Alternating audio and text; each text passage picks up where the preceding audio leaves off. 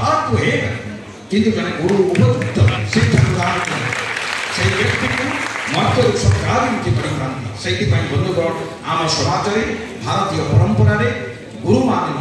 ब्रह्मा विष्णु महेश्वर ए त्रिशक्तिर ऊर्ध्वतर स्थान में स्थानित करा जाए गुरु ब्रह्मा गुरु विष्णु गुरुदेव महेश्वर गुरु साक्षात परम ब्रह्म तस्मै श्री गुरुवे नमः।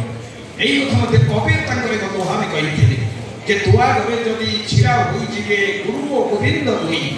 तो आगे जदि गुरु एवं गोविंद उभय से छिड़ा होई जिवे